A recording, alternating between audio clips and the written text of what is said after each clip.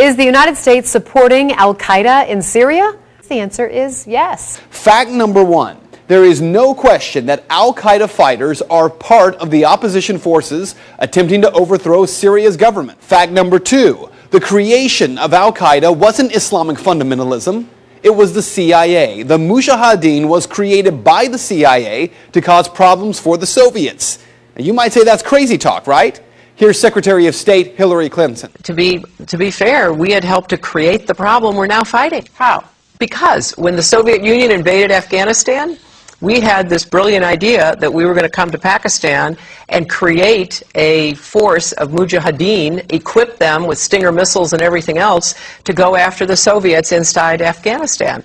And we were successful. The Soviets left Afghanistan, and then we said, great, goodbye, leaving these trained people who were fanatical in Afghanistan and Pakistan, leaving them well armed, creating a mess, frankly, that at the time we didn't really recognize. We were just so happy to see the Soviet Union fall, and we thought, okay, fine, we're okay now. Everything's going to be so much better. Now you look back, the people we're fighting today, we were supporting in the fight against the Soviets. So it's not a conspiracy theory, it's history. And it's history that's being repeated in Libya and now in Syria.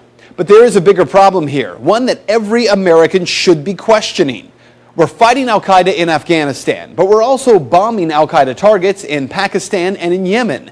And as we do that, something occurs known as collateral damage. Hundreds of civilians in Yemen have been killed in just the first half of 2012 by U.S. airstrikes aimed at Al-Qaeda fighters. We also have a history of kind of moving in and out of Pakistan. I mean, let's remember here, the people we are fighting today, we funded 20 years ago. And we did it because we were locked in this struggle with the Soviet Union.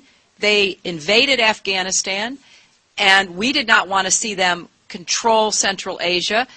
And we went to work. And it was President Reagan, in partnership with the Congress, led by Democrats, who said, you know what, sounds like a pretty good idea. Let's deal with the ISI and the Pakistani military, and let's go recruit these Mujahideen, and let's get some to come from Saudi Arabia and other places, importing their Wahhabi brand of Islam so that we can go beat the Soviet Union. And guess what? They retreated, they lost billions of dollars, and it led to the collapse of the Soviet Union. So there's a very strong argument, which is, it wasn't a bad investment to end the Soviet Union, but let's be careful what we sow, because we will harvest. And we now are making up for a lot of lost time. So what you need to know tonight is heavy. Our government is bombing sites around the world in an ongoing war with Al-Qaeda. In Iraq, where Al-Qaeda had no presence before the U.S. war, Al-Qaeda is now thriving.